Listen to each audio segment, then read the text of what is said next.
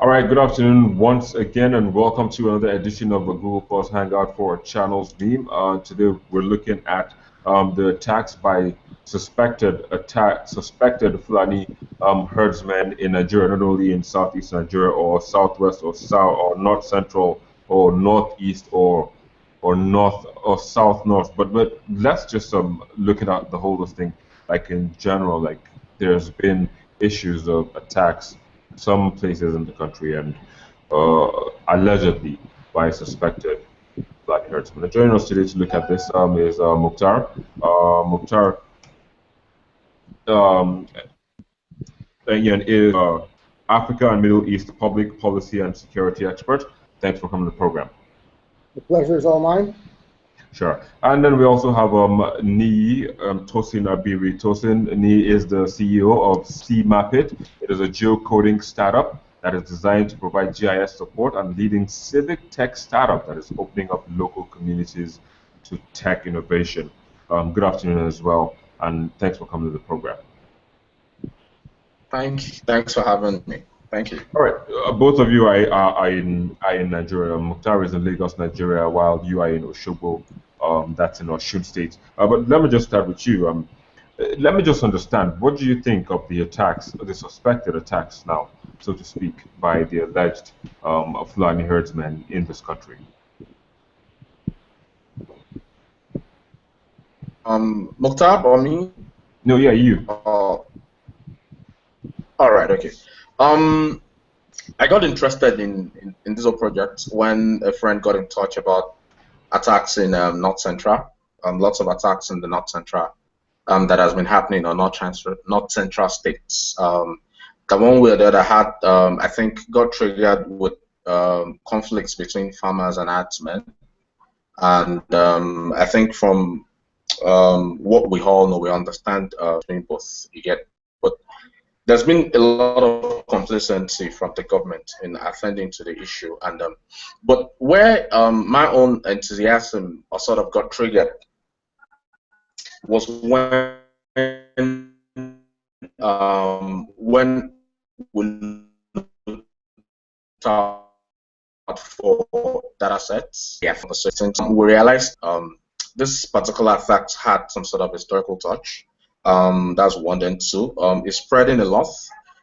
And the third part is I think it's something that has gone out of hand, considering the fact that herdsmen are they create their own routes. That's one part. Then the other part is I think their own movement or patterns of movement is what our local authorities or local security agencies cannot even understand. Traditionally, I think it's part of their culture and co.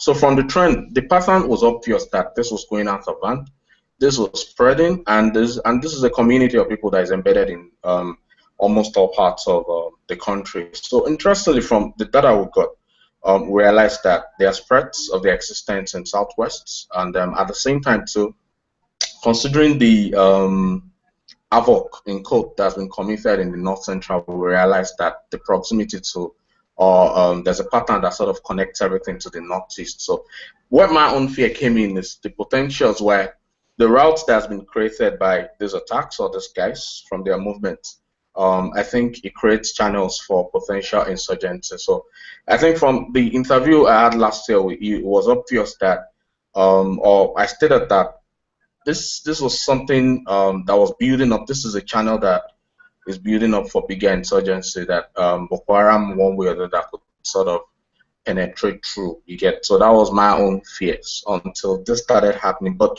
one way or the other, not like I have links between anything. I'm trying to state that there's a relationship between both. But at the same time, I understand that I think we have bigger issues at hand, and at the same time, to this new surge in attack and out of hand. Then coming back to my own environment here, which is or my own state here, which is a Yoruba state, had similar experiences moving through Okyogun. Okyogun is where the Fulanis are. They have lots of communities. They've been there for decades actually.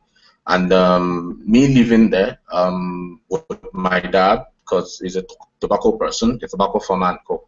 me living there and having a relationship with these guys, I understand that local communities have lots of issues with them. And I will even put it, there's been a surge in that recently. So, and the last experience I had there was a bit awful, you get, because I was intimidated. But I can tell you firsthand that in that area, lots of farmers cannot even visit their farms. And it's all because of these attacks. You get, so when we stated that, there were counter arguments from Mr. Ayedu too. There were counter arguments on Twitter occasionally until someone posted a picture of a similar occurrence to in Abuja, where a particular person and we all saw the havoc that committed, and that is what Oyo State has been experiencing. That's what I know firsthand, and other parts too experienced that. So it's a big issue, actually. It is.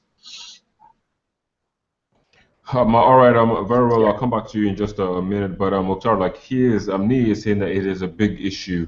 He actually tried to make some connections with security and all that. But you are a security consultant, Africa and Middle East as well. But how would you see this playing out so far? I mean, like he is talking about he's somewhere in Oshogbo, which is like the the southwest part of the country.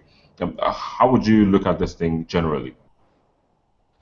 Well, one thing that we have known, and by we, I mean people who work in the security end of things, is that sometime last year, Boko Haram, also known as the Islamic State West Africa Province, switched its strategy from taking and holding territory to low-intensity urban warfare, which is things like suicide bombers and things along those lines.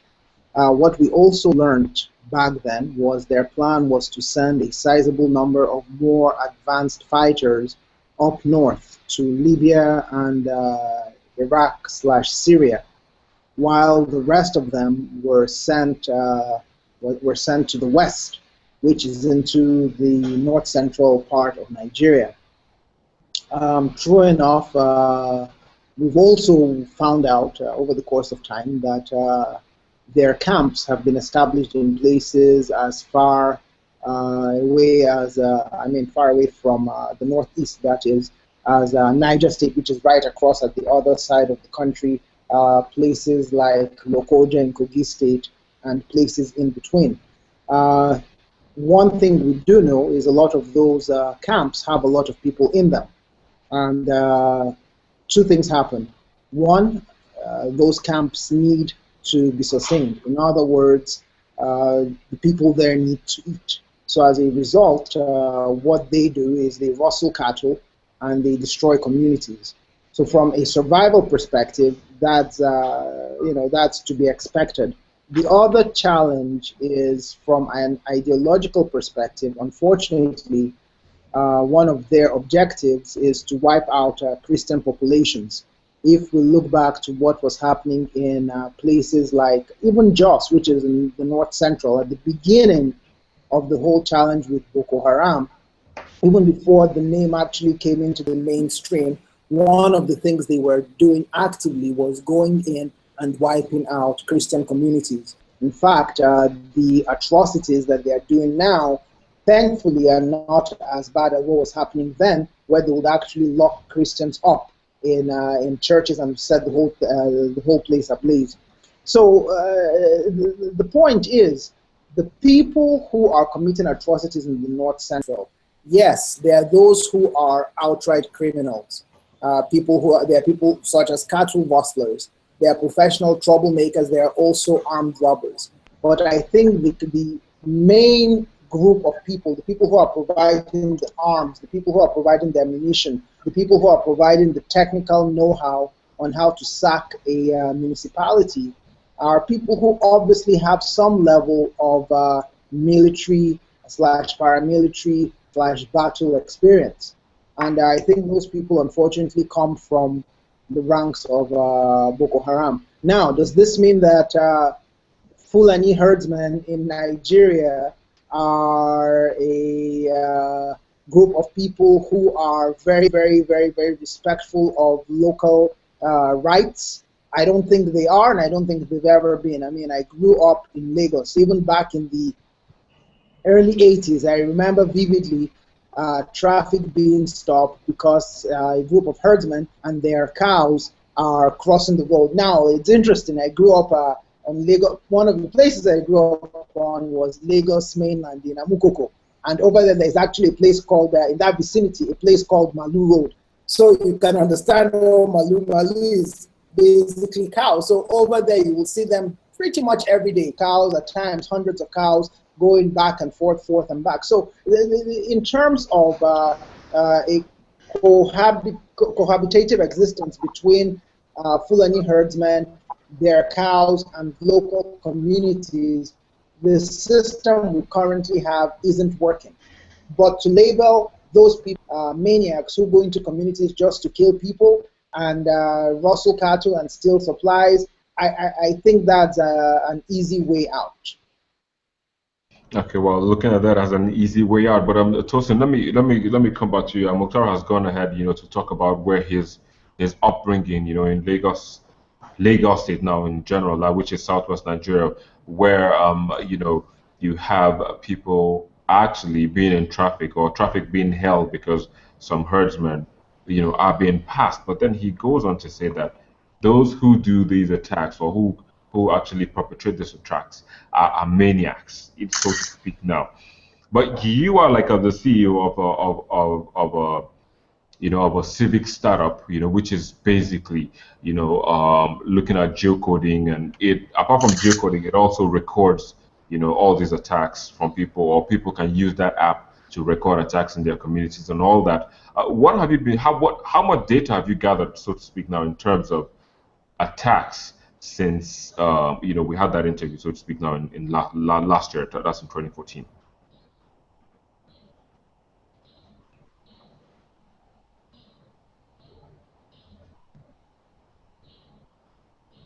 That we have. Last year alone to this year. Can you hear me? Can you start again, please? Can you hear me clearly? All right. Yeah, I So can hear you last now. year, yeah. Coming back to the data sets that we have. Last year alone to this year, we've been able to track well over 300 to 350 data sets around these issues. And one way or the other, we have, I think we have about 95 to 96% accuracies, because we've been able to sort of cross-check this particular data sets. And from the pattern that we understood, that we gathered, there are sensitive issues to around this thing that I probably can't see on board. You understand? But looking at, I wouldn't say I know a lot about the culture, the Fulani culture. I'm deep ground rooted in it. I wouldn't say that yet. But coming back from the perspective that we all see them, and the attributions that we all have about them, moving cattle around, moving, how will I put it, grazing, and a whole lot of other things and trends and co. We've been able to track points of attacks in all these areas, and at the same time, we've been able to sort of gather incidences around that. Victims, number of victims, some are estimates anyway, number of victims, how will I even put it, frequency of attacks, and a whole lot of other indicators that are attached. And we'll keep on doing that. And the next phase of our work around that, for example, when we went to your state, the next phase of our work that I've been in discussion with a few friends is because we couldn't go to all these farms. Fine, I'm not meant to say this, but I'll say it. We couldn't go to all the farms. We're working out a drone technology now that at least from specific points in the likes of Basi, then going to Aguare and some other places, from specific points, we can actually work with rural communities to send drones to the deeper parts of these farms at the periods that these people know that, okay, fine, they could be grazing, to really track these issues and collect our video footages. So that is what we're working on now, that, like the next phase. So the success of this particular model in Okiogun, part of Oyo State, is what will now replicate in other parts of the country, based on funding, of course, but at least we've been able to raise some funds for this particular project in Oyo State, Okiogun, which is basically the pilot. So what we're working on now is we're trying to deploy drones to really track these guys in Okiogun. We'll track them, we'll collect data sets, information, and at the same time, we're able to strengthen our position in this agitation. Like I said, Fulani community, they have their own. I'm not an anthropologist. I'm not very deep in culture, but But at the same time, like any other person on the streets, I think I can understand, I can identify an herdman if, or how will I put it, the herdsmen, when I say that, you understand, that's one part. Then we know their specific settlements in this particular area, so, and we understand they identify with the Fulani community as a whole. So to us, there's no distinction, and at the same time, there's a culture you get that we all identify them with, which is the grazing. You understand, and which is actually sort of it's creating a lot of, it's causing havoc. At the same time, too, there's this pressure on food security. For example, when we went to the Okiogun part of Oyo State, getting onto Ishenyi, I realized that a whole lot of food produce that we all sort of transport down from Jos and Co is being produced in this area, from watermelon to Irish potato to sweet potato to cucumber, a lot of things, to in large quantity. But the funny thing is, there was a surge in this production about 2 years ago that the farmers realized that they could produce a lot of things that would bring down from the north. But interestingly, based on this increase in attack or surge in attacks, there's a massive decline again you get in this produce because these farmers can't farm stables, go back to depending on what we get from the north, basically. So these are the pressures. There's pressure on food security in this part. I can confidently say that there's increase in that. There's potentials for that pressure too in the southeast, because I know that there's surge in attacks too in the southeast, which is technically getting out of hand. We've seen Enugu and some other areas. So coming back to our own model of getting data sets, we're switching to the drone method, just to sort of help us stay safe, at the same time to sort of collect proofs, video proofs, and then sort of disseminate it via our channel. So we're switching to the drone method, or to the drone model. Once we sort of record success from this pilot scheme, then we'll switch to other area based on us being able to raise more funds for our project, basically. All right. So just earlier on, Mukhtar, made mention of tolerance, so to speak, because he said, like, while he was growing up in Lagos, like, they would literally hold traffic for herdsmen, to come across. What do you think has changed so far?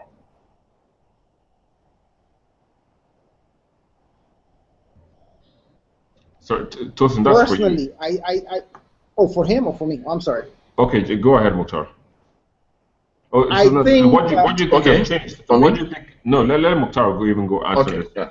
What do you think has changed, not only in Lagos but also in other parts of the country where the clashes have been recorded between these herdsmen and also farmers and, so to speak, now locals? I think in a lot of places where we have clashes, let me not say a lot. In quite a few places where we've had clashes, there have been historical conflicts between herdsmen and indigenous communities. However, I think in this present time, because of the political undertones, where it's perceived the head of the administration, which is President Buhari, is, for lack of a better term, ambivalent about tackling the Fulani herdsman crisis. A lot of people are quick to allude that every clash, every situation is by Fulani herdsmen.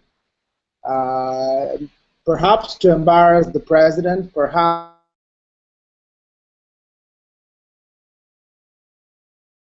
some comfort in the narrative that is being set. But again, for the, even like the Agato crisis, from everything that is available, the crisis or the clashes there have been happening for many years. It's not a new 2015 or 2016 development. It's been going on for years. But now, because the term Fulani herdsman is bandied everywhere, people's reticular activators are working, and every time anything happens, everybody's attention immediately goes to the Fulani herdsman. But having said that, like I said earlier, even if there are Fulani herdsmen who are engaged in clashes, a lot of what's going on now, which is the arms being utilized, the strategy being utilized, and the agenda of blatant genocide shows there is more to it than meets the eye. All right, well, you're saying there's more to it than meets the eye, but then I'm toasting earlier and you were trying to answer that question which I actually posed to you before Mukhtar came in. But how would you react to that? I mean, because Mukhtar was saying there was tolerance. Let me just take him 2 steps back. He was saying there was tolerance because, yeah, now speaking about where he grew up, which is Lagos, and he said they would literally stop the traffic for herdsmen, to get across the road. What would you think, or what would you say has changed so far between that time and now, looking at the fact that these herdsmen keep making these attacks, either in western Nigeria, south, and north, central, and any part of the country? Yeah, basically, looking back, for example, I grew up too in Oyo State, Obomoshire. I grew up in Okeogun. I've lived in Ishaya before.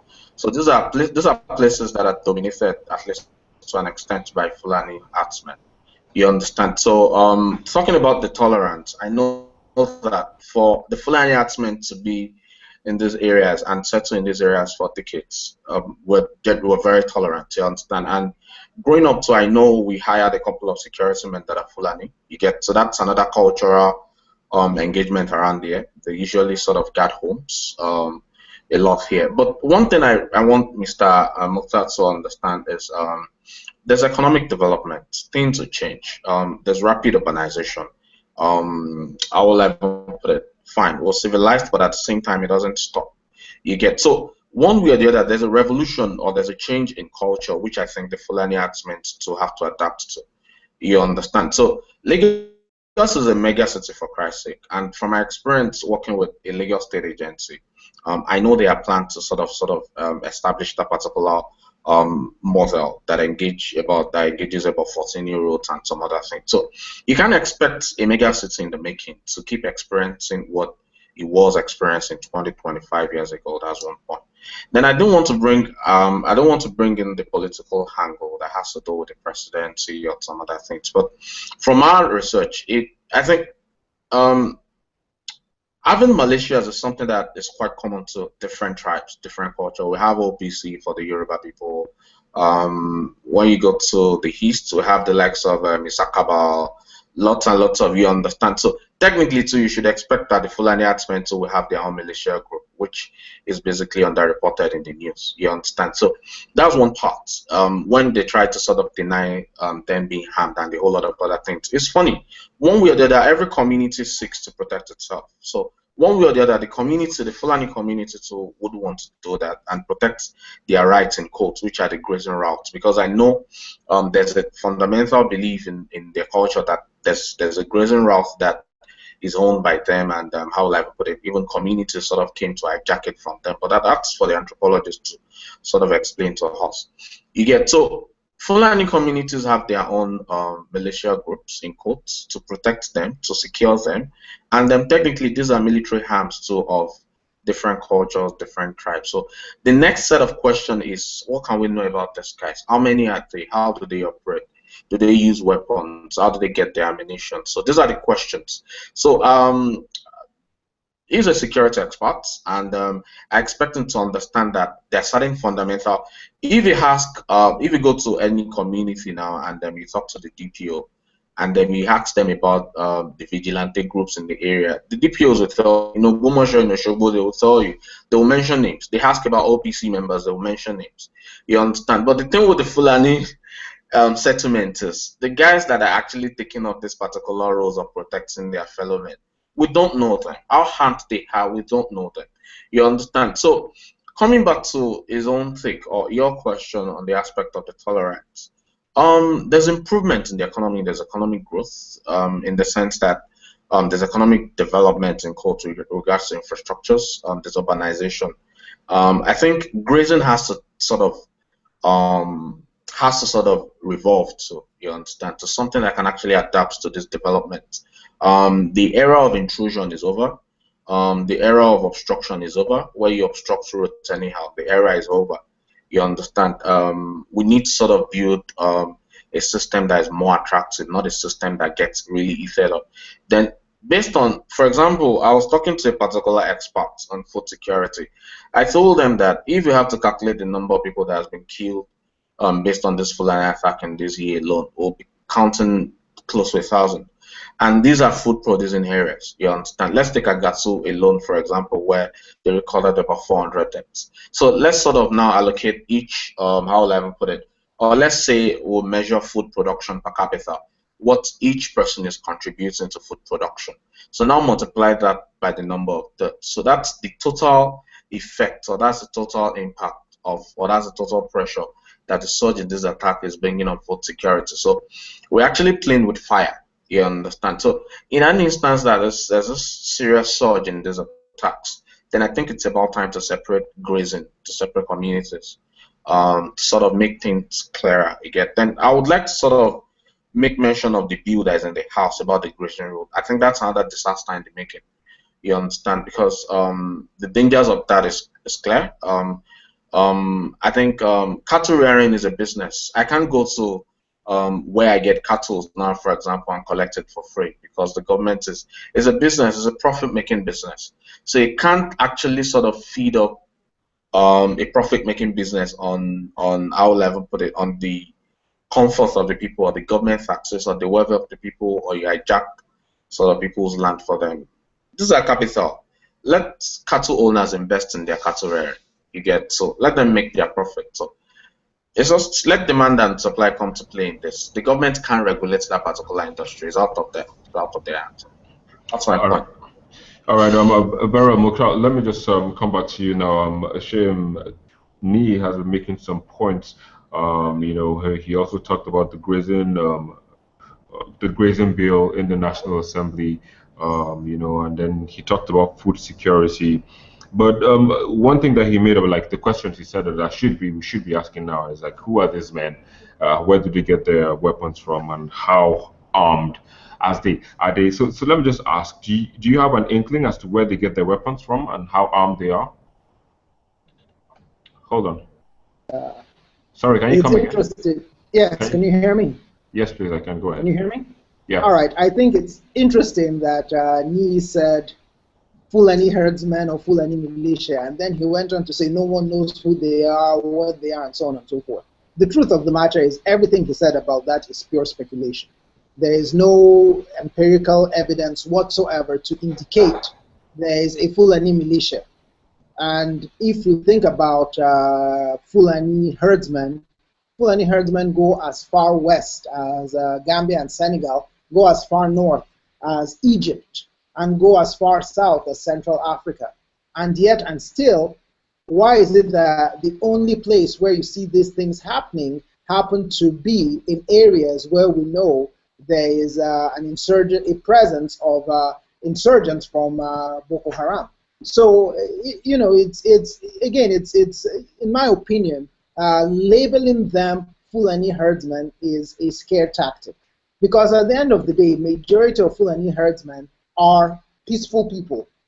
If you don't mess with them and you don't mess with their cattle, they don't come looking for you, they don't come kill you, they don't wipe out your whole community in the night with assault weapons, rocket-propelled grenades, and what have you. So I think the first thing we just need to understand is the very fact that there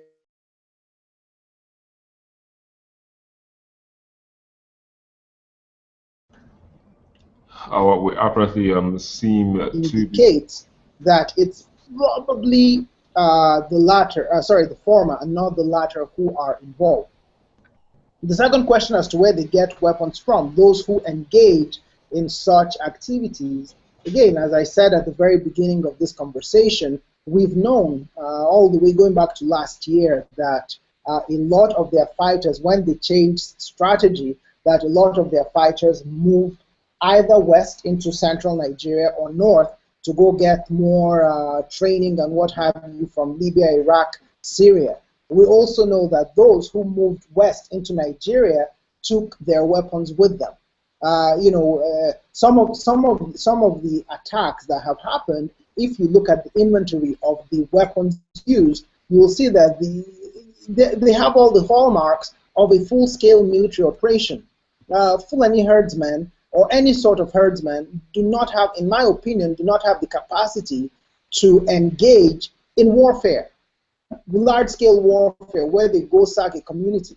Because again, where will they hide? How do they operate? But people who are actively involved in warfare, i.e. Boko Haram, have the ability to do that and do exactly that. So the weapons that are being used are some of the weapons that were being used in the northeast last year and in 2014 when Boko Haram was holding and taking territory.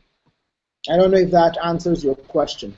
Well, so basically what you're trying to say is that it's a fallout of Boko Haram attacks, of which Nia, like Hardera said as well, you talked about how Boko Haram has actually opened up routes for these attacks to happen. If I'm not mistaken, Nia, you said that, right? All right. So very well, but let's just move ahead from all this debate on where they're coming from, who they are, where they get their weapons from. Now let's look at the issue of food security. Right. Yeah, let's look at how these attacks actually affect food security. Let me just come to you to get how you think food security will be affected, by these attacks.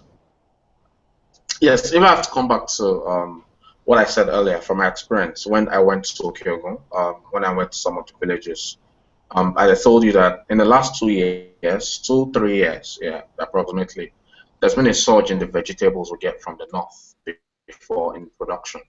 But based on the surge again in the attacks, in how will I put it, there's a drop in the food production capacity in these areas, which is quite clear. That's one part. Then the second part is, I think someone is engaging on the study already, because I helped out. I helped out people with information on that. They're trying to find out the per capita contribution of, in these areas, per capita contribution of food production in these areas, per capita, what each person contribute. So at the end of the day, if we're able to get our figures together, one way that we can sort of come up with quantity around the pressures on. No? Go ahead, we can hear you. Can you hear me? Yes, we can. Yes, all right. So based on this calculation, we'll be able to sort of come up with estimates of the pressure this is sort of putting on food security. But for now, it's quite clear that we're in the danger of that, and that is quite, I will even put it, that's a big issue that has been underreported. Then at the same time, so coming back to the point of the Fulani militia, just to sort of correct Mr. Mukhtar, Mr. AD in Anheria, these same attacks have been reported in Ghana and have been reported in neighboring countries too, by citizens of this country, and they point fingers to the same Fulani herdsmen. That's one. Then two, it's only logical that if a culture has a grazing route and they themselves understand their vulnerability, that people could attack them, and they understand that there's conflict between their practices and food production, farming and co, and they understand the potential threat that could be to them. The only thing they would do is to sort of have a way to secure themselves, and they have to grow in strategy with that. So you can't tell me there's no setup, more like a military setup that protects these guys along the grazing routes that they fundamentally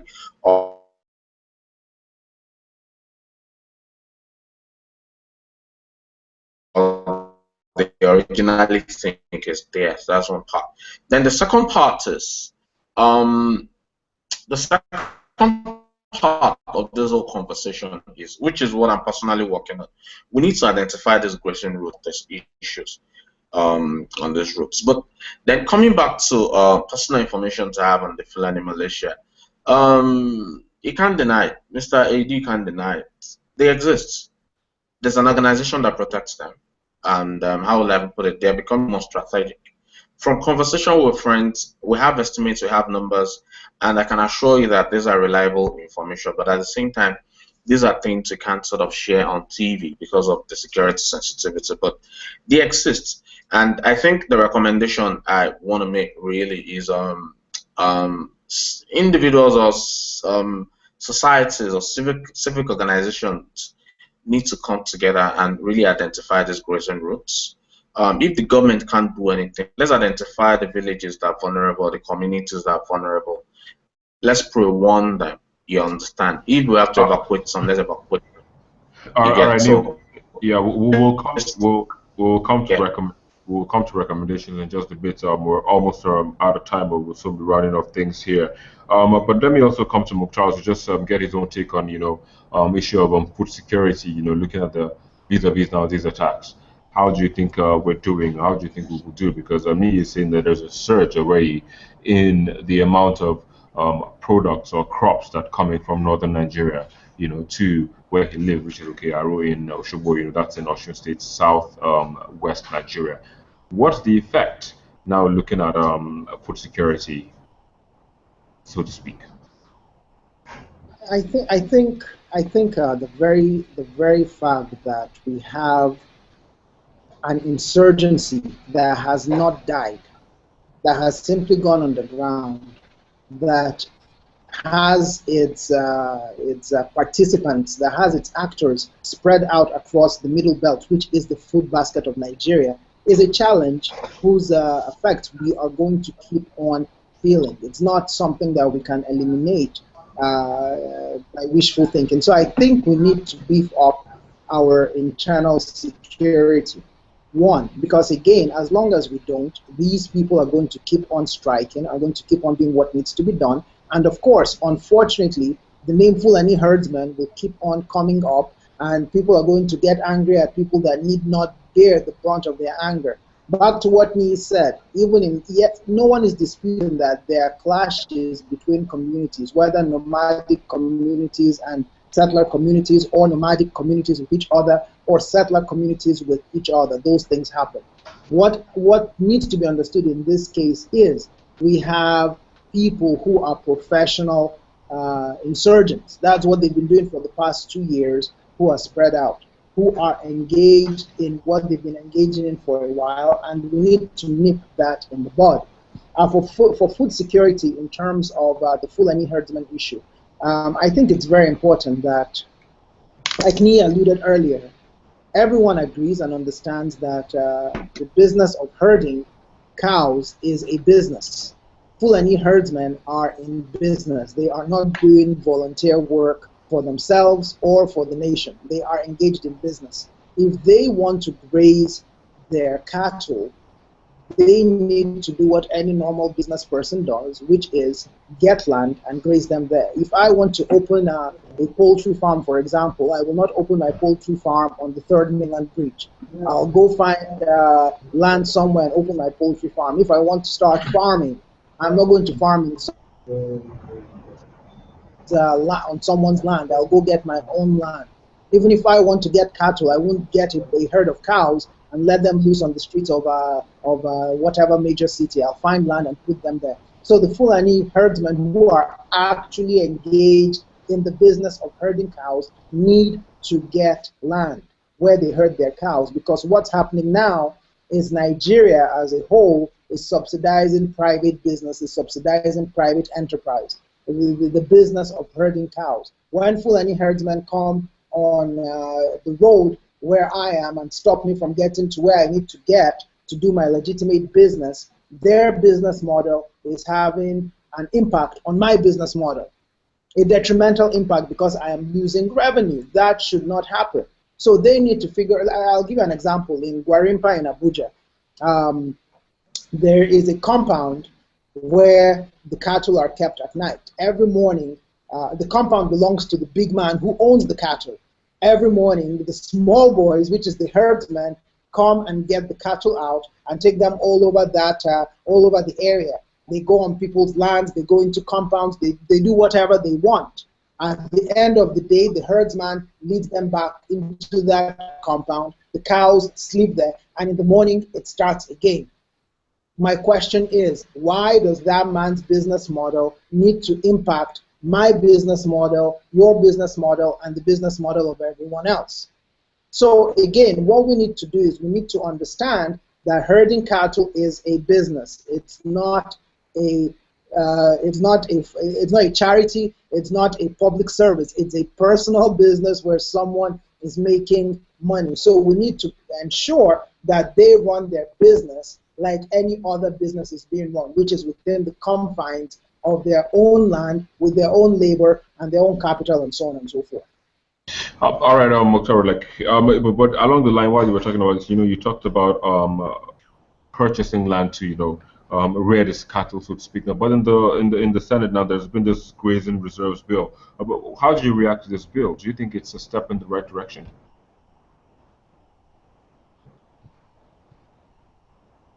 Mukhtar, if you can hear me. I can hear you. All right, very well. Like, how do you respond to the grazing reserves bill in the National Assembly at the moment? Do you think it's a right? The grazing reserves bill is ridiculous. If we're going to take public money to buy land for a group of people to engage in private business, we might as well do it for everybody. So if I want to open a fish farm, the federal government might as well go buy a space somewhere in the Atlantic or in the creeks for me to establish my fish farm. If somebody wants to open a computer business, they might as well rent a building for him, and so on and so forth. Again, what the federal government can do, if it really wants to help the Fulani herdsmen get land, they can ensure that banks give favorable conditions for loans that are going to be used to procure land. The federal government can do that. So if somebody, for example, wants to buy 100 hectares in Niger State to open a cattle ranch, and the interest is usually, say, 10% or whatever, the federal government can come in and reduce that interest amount or do whatever needs to be done to make the loan more appealing to the farmer. It can do that. But for the federal government to go buy land and give it to people who are engaged in private business across the federation, it's not right. It's just wrong. All right, very well. Nee, let me also come to you to get your take on the grazing reserves bill. Do you think it's a step in the right direction? I'll support Mr. AD on that. Like I said earlier, it's ridiculous. You can't subsidize private businesses at the expense of every other person. This land belongs to families, into farming, into agric, and some other things. So snatching lands for them for herdsmen is extremely ridiculous. It is, and I'll probably go with to provide soft loans to herdsmen or anybody engaged in cattle rearing. At least just sort out the issue. Yeah. All right. Good. So I mean, like you were talking about what the federal government needs to do. You yourself and Mukhtar were talking about what the federal government needs to do. But we heard about a meeting between the Catholic bishops and President Muhammadu Buhari last week, and also the president's restatement or the president restating that he intends to deal with this so to speak now herdsmen. How do you react to that? I think, for example, when this issue got to the peak in North Central, and I was in conversation with a friend, with a friend in that particular area, there were several meetings. Religious leaders, governors, and co. But at the end of the day, this did not get anywhere. You understand? So this issue, I think, is totally out of control, and it's so heated up now that it's actually beyond meeting, and the nation needs to, or the government needs to identify the security risk. You understand? If it requires some sort of intervention that has to do with military intervention, then so be it. From a friend's phone that was in a meeting with the community Fulani herdsmen then at the DPO's office, the conversation I heard, I wasn't really impressed, because these were communities that went to the police to sort of report the activities of the Fulani herdsmen in their community, and at the end of the day, what I heard the Fulani herdsmen given were conditions in the police officers. So there's a sense of unfairness among host communities that I would even put it that the bishops can express. There's a sense of insecurity among host communities that government meetings can express. So basically, I think what we'll still have to do is to sort of identify these grazing routes and assess the risk that is actually sort of surfacing from this from grazing, herdsmen grazing. Actually, when we understand the risk, then we can actually sort of set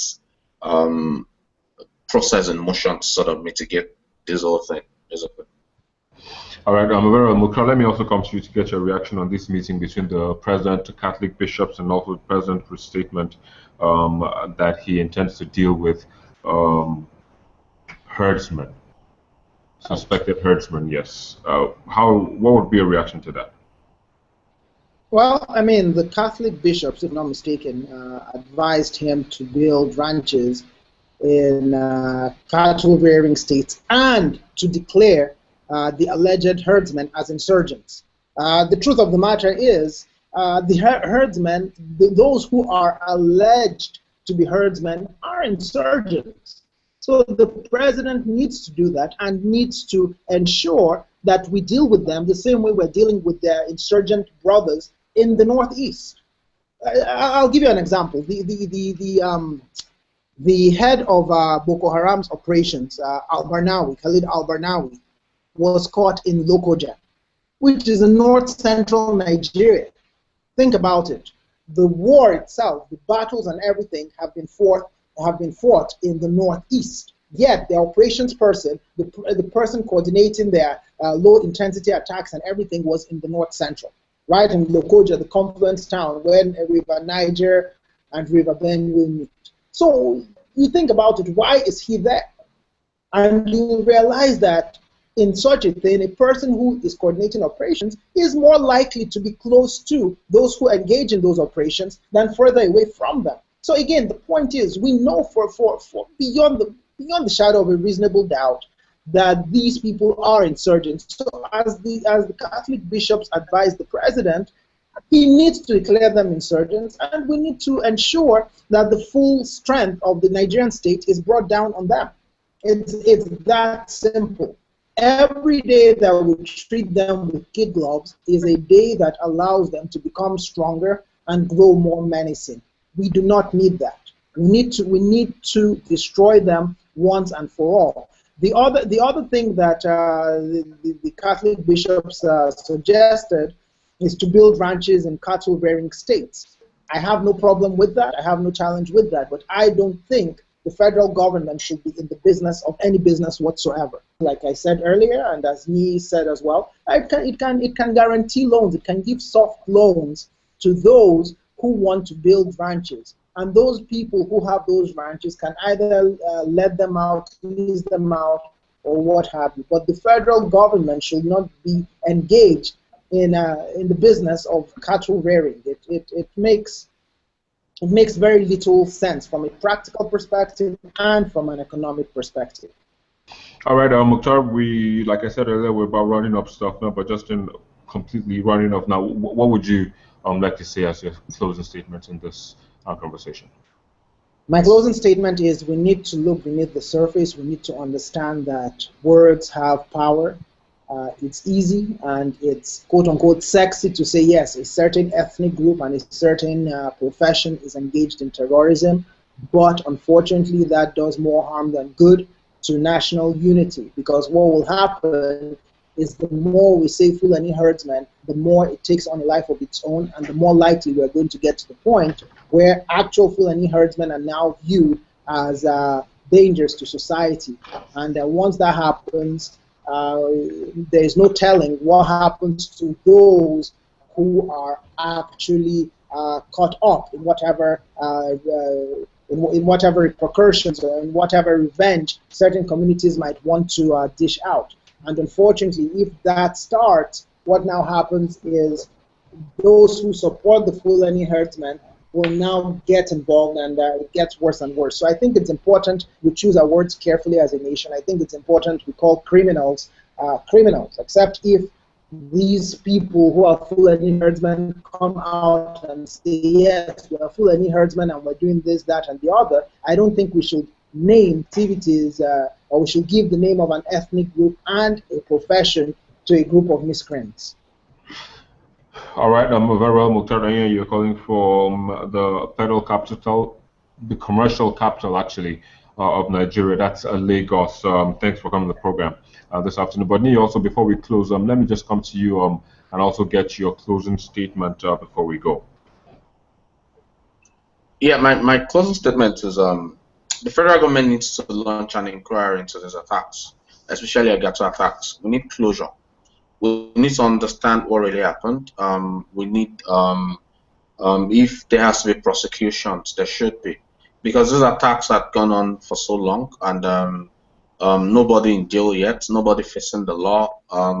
So we need an inquiry into this. We need a comprehensive research, and we need a comprehensive report on this particular issue. What really happened? What has been happening? Who should be prosecuted? You get, because once we sort this out, then I think we'll have closure, and then we can move on from there. So that's my take. All right, very well. Thank you. Nii, sure, you're welcome. Well, that's it. That's all we can take this afternoon on the program. Nii Tosinabiri, you're calling from Oshogbo, that's in Osun State, and also Mukhtar Anian is calling from Lagos. That's Nigeria's commercial capital as well. Thank you for coming on the program.